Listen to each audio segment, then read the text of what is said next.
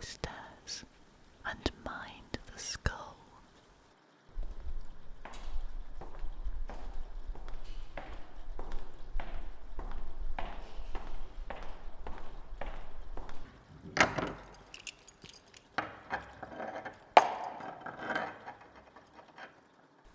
This is reading room number 1.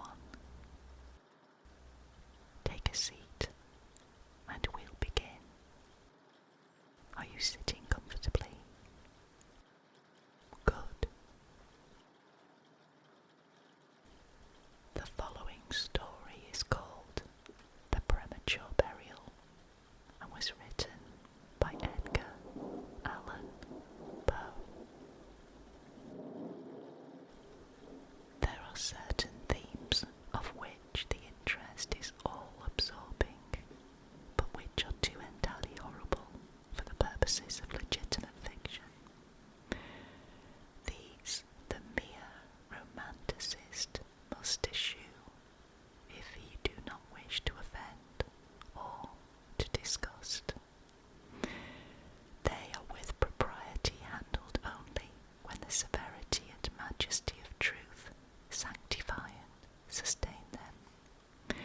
We thrill, for example, with the most intense of pleasurable pain over the accounts of the passage of the Beresina, of the earthquake at Lisbon, of the plague at London, of the massacre of St. Bartholomew, or of the stifling of the 123 prisoners in the black hole of Calcutta.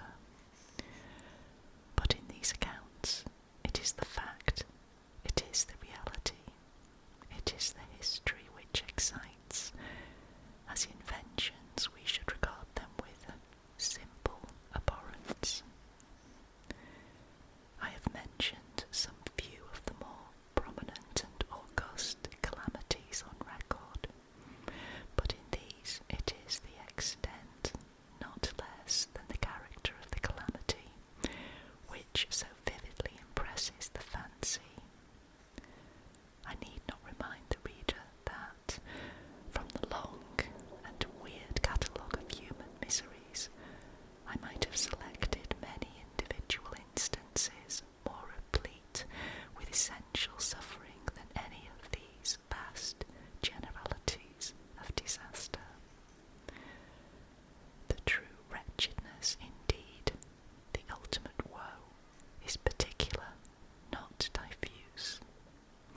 That the ghastly extremes of agony are endured by man, the unit, and never by man, the mass. For this let us thank a merciful God. To be buried while alive is beyond question the most terrific of these extremes which has ever fallen to the lot of mere mortality. That it has frequently, very frequently, so fallen will scarcely be denied by those who think. The boundaries which divide life from death are at best shadowy and vague. Who shall say where the one ends and where the other begins? We know that there are diseases in which occur total cessations of all the apparent functions of vitality, and yet in which these cessations are merely suspensions, properly so called. They are only temporary pauses in the incomprehensible mechanism. A certain period elapses, and some unseen mysterious principle again sets in motion the magic pinions and the wizard wheels. The silver cord was not forever loosed, nor the golden bowl irreparably broken, but where, meantime, was the soul. Apart, however, from the inevitable conclusion, a priori, that such causes must produce such effects, that the well-known occurrence of such cases of suspended animation must naturally give rise, now and then, to premature interments. Apart from this consideration, we have the direct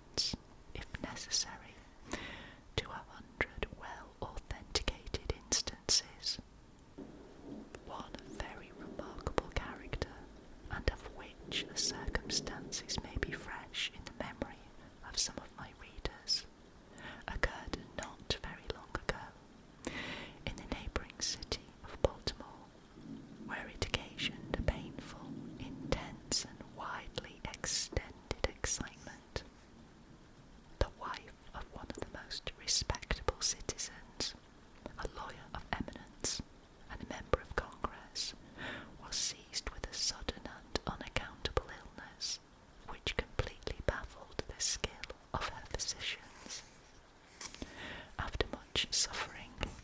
She died, or was supposed to die. No one suspected indeed, or had reason to suspect, that she was not actually dead. She presented all the ordinary appearances of death. The face assumed the usual pinched and sunken outline.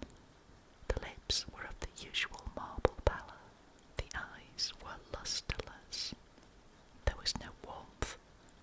Pulsation had ceased. For 3 days the body was preserved unburied, during which it had acquired a stony rigidity. The funeral, in short, was hastened on account of the rapid advance of what was supposed to be decomposition.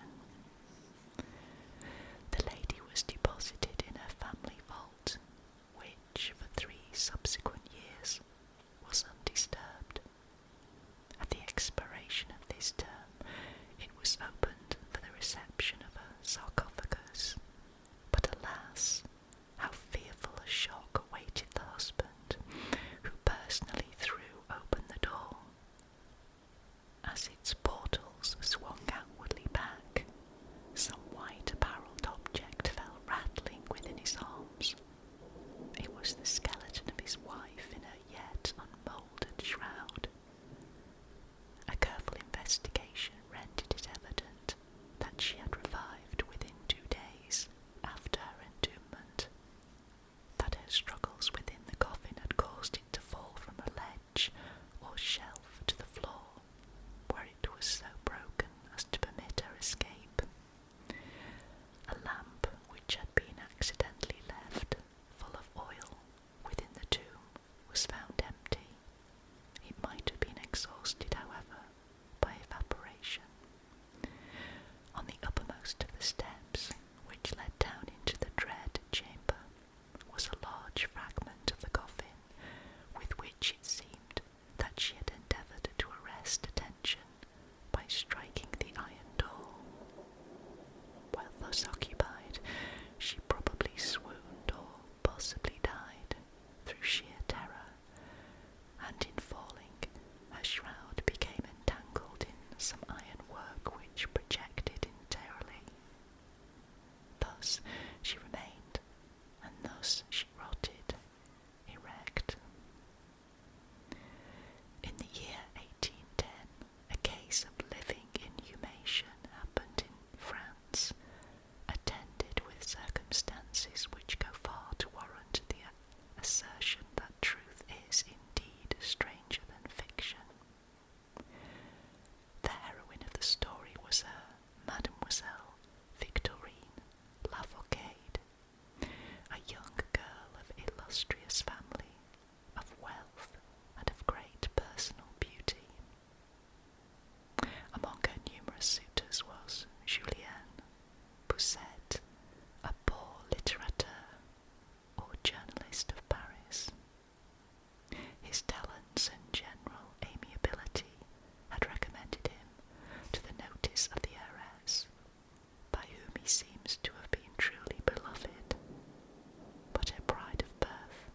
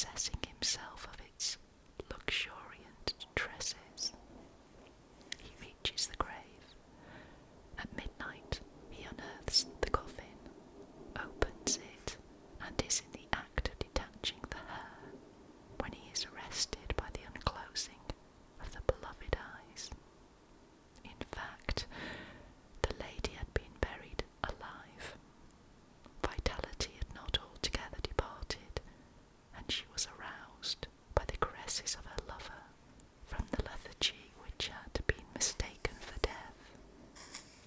He bore her frantically to his lodgings in the village. He employed certain powerful restoratives suggested by no little medical learning. In fine, she revived. She recognized her preserver. She remained with him until by slow degrees she fully recovered her original health. Her woman's heart was not adamant, and this last lesson of love sufficed to soften it. She bestowed it upon Basset. She returned no more to her husband, but concealing from him her resurrection, fled with her lover to America. 20 years afterwards, the two returned to France, in the persuasion that time had so greatly altered the lady's appearance that her friends would be unable to recognise her. They were mistaken, however, for at the first meeting, Monsieur Renelle did actually recognise and make a claim to his wife. This claim she resisted, and a judicial tribunal sustained her in her resistance, deciding that the peculiar circumstances with the long lapse of years had extinguished not only equitably, but legally, the authority of the husband. The Chirurgical Journal of Leipzig, a periodical of high authority and merit, which some American bookseller would do well to translate and republish, records in a late number a very distressing event of the character in question. An officer of artillery, a man of gigantic stature and of robust health, being thrown from an unmanageable horse, received a very severe contusion upon the head, which rendered him insensible at once. The skull was slightly fractured, but no immediate danger was apprehended. Tree-banning was accomplished successfully. He was bled, and many other of the ordinary means of relief were adopted. Gradually, however, he fell into a more and more hopeless state of stupor, and finally it was thought that he died. The weather was warm, and he was buried with indecent haste in one of the public cemeteries. His funeral took place on Thursday. On the Sunday following, the grounds of the cemetery were, as usual, much thronged with visitors, and about noon an intense excitement was created by the declaration of a peasant that, while sitting upon the grave of the officer, he had distinctly felt a commotion of the earth, as if occasioned by someone struggling beneath. At first, little attention was paid to the man's asseveration, but his evident terror and the dogged obstinacy with which he persisted in his story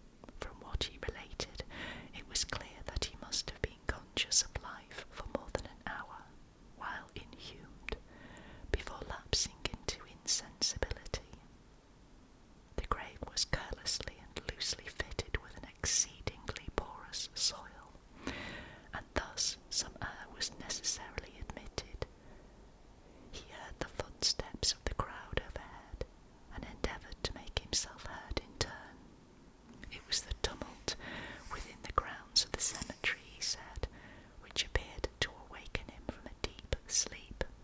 But no sooner was he awake than he became fully aware of the awful horrors of his position. This patient, it is recorded, was doing well, and seemed to be in a fair way of ultimate recovery, but fell a victim to the quackeries of medical experiment. The galvanic battery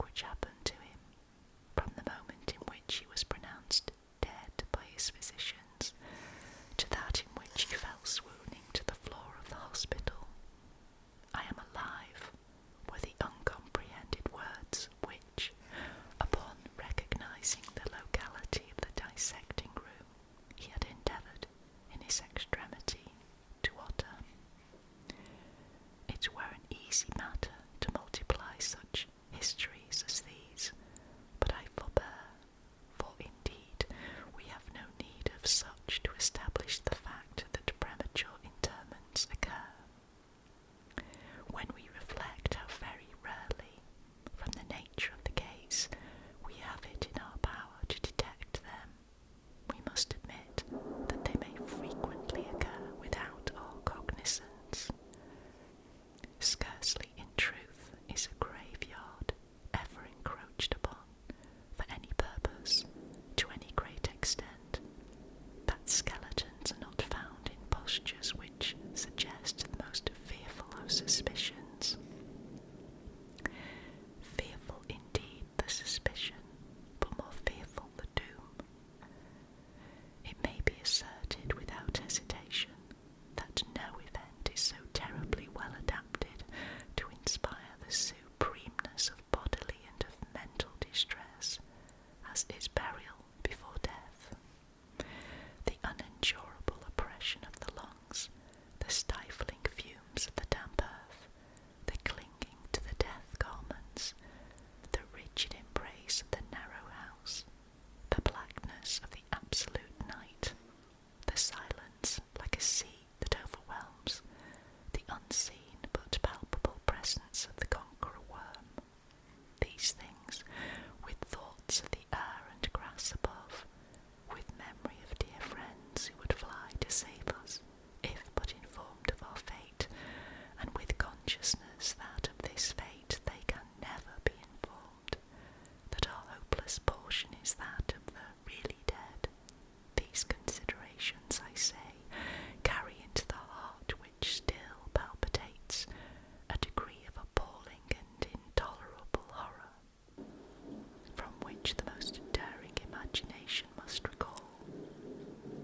We know of nothing so agonizing upon earth, we can dream of nothing half so hideous in the realms of the nethermost hell, and thus all narratives upon this topic have an interest profound, an interest nevertheless, which, through the sacred awe of the topic itself, very properly and very peculiarly depends upon our conviction of the truth of the matter narrated.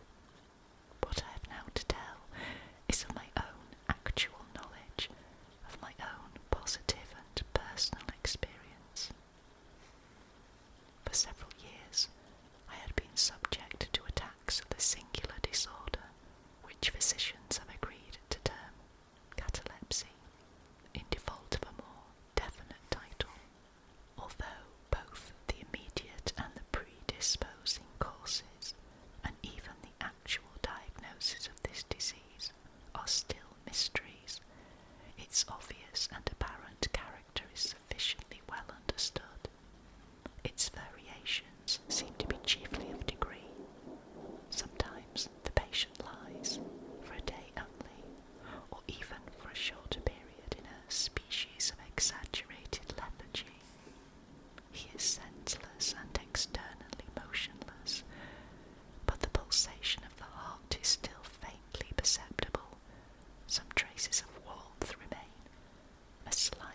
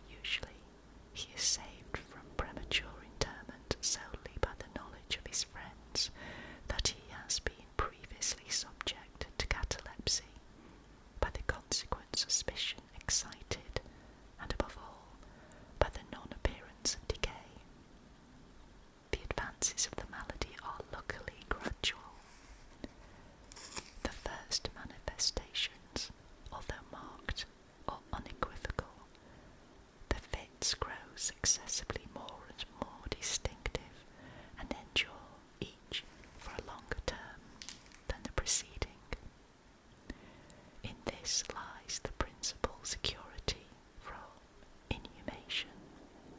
The unfortunate whose first attack should be of the extreme character which is occasionally seen would almost inevitably be consigned alive to the tomb.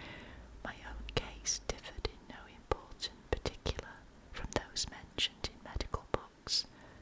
Sometimes, without any apparent cause, I sank little by little into a condition of semi-syncope or half-swoon, and in this condition, without pain, without ability to stir, or strictly speaking, to think, but with a dull, lethargic consciousness of life, and of the presence of those who surrounded my bed, I remained until the crisis of the disease restored me suddenly to perfect sensation. At other times I was quickly and impetuously smitten. I grew sick and numb and chilly and dizzy, and so fell prostrate at once. Then for weeks all was void and black and silent, and nothing became the universe. Total annihilation could be no more. From these latter attacks I awoke, however, with a gradation slow in proportion to the suddenness of the seizures, just as the day dawns to the friendless and houseless beggar who roams the streets throughout the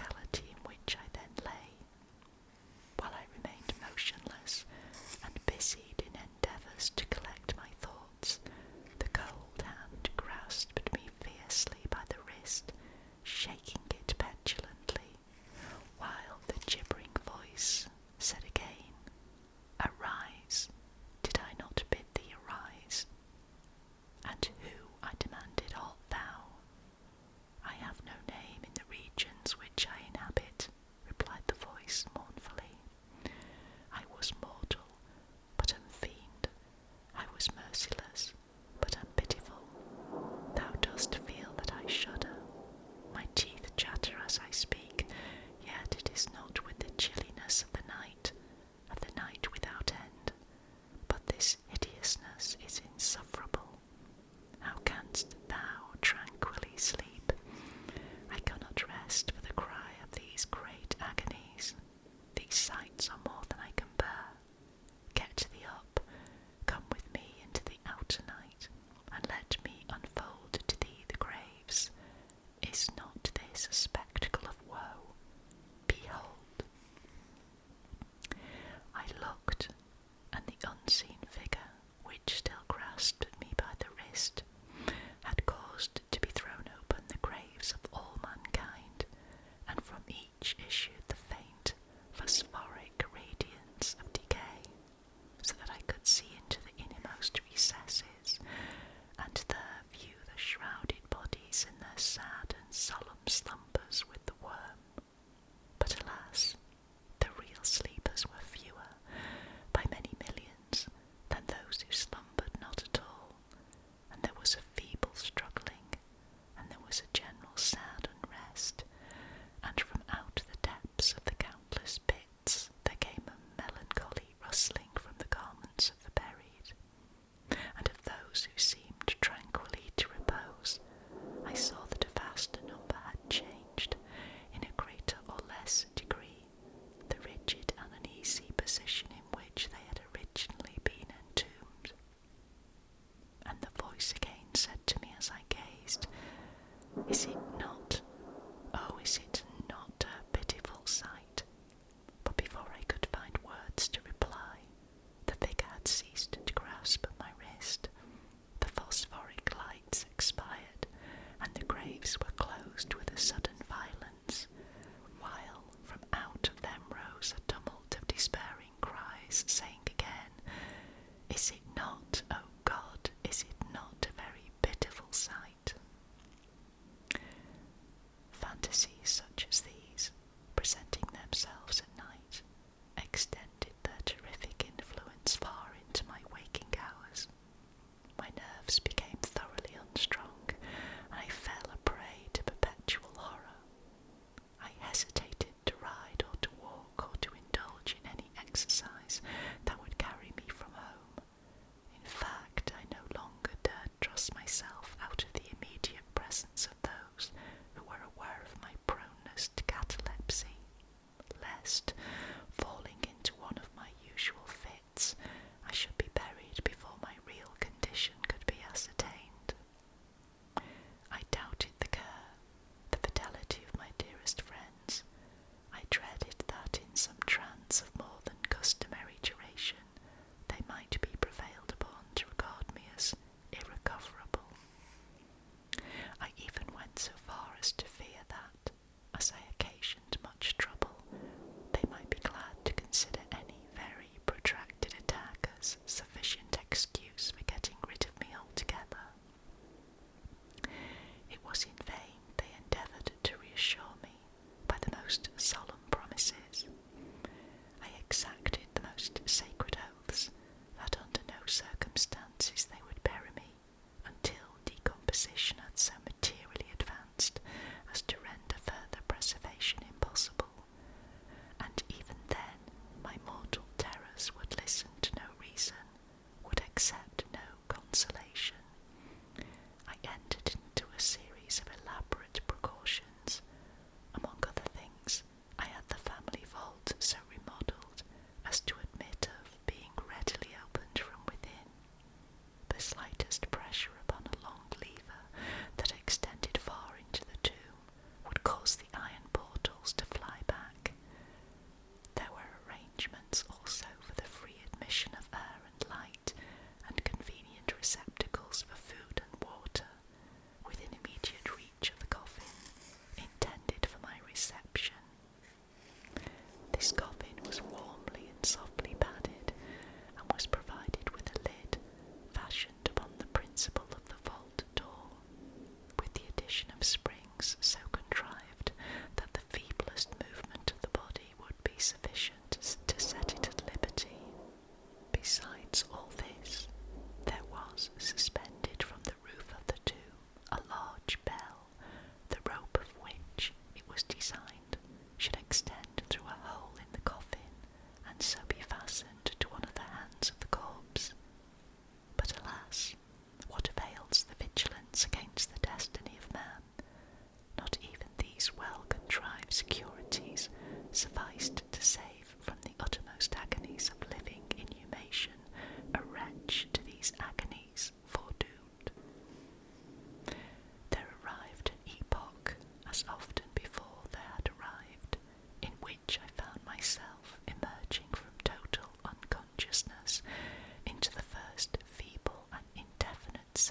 existence, slowly, with a daughter's gradation, approached the faint grey dawn of the physical day, a torpid uneasiness, an apathetic endurance of dull pain, no care, no hope, no effort.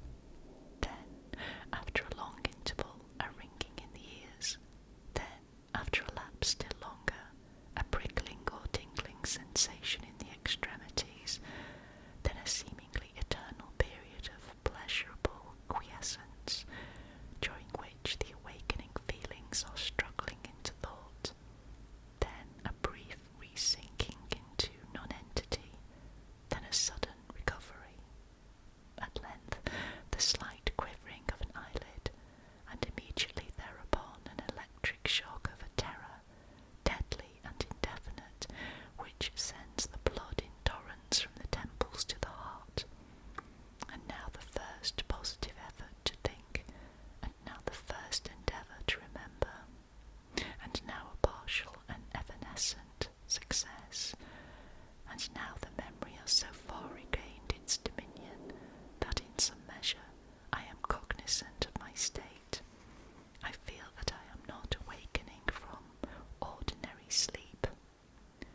I recollect that I have been subject to catalepsy, and now at last, as if by the rush of an ocean, my shuddering spirit is overwhelmed by the one grim danger, by the one spectral and ever-prevalent idea. For some minutes after this fancy possessed me, I remained without motion, and why? I could not summon courage to move. I dared not make the effort which was to satisfy me of my fate, and yet there was something at my heart which whispered to me, it was sure. Despair, such as no other species of wretchedness ever calls into being, despair alone urged me, after long irresolution, to uplift the heavy lids of my eyes. I uplifted them. It was dark, all dark. I knew that the fit was over. I knew that the crisis of my disorder had long passed. I knew that I had now fully recovered the use of my visual faculties, and yet it was dark, all dark, the intense and utter raylessness of the night that endureth for evermore. I endeavoured to shriek, and my lips and my parched tongue moved convulsively together in the attempt, but no voice issued from the cavernous lungs, which, oppressed as if by the weight of some incumbent mountain, gasped and palpitated with the heart at every elaborate and struggling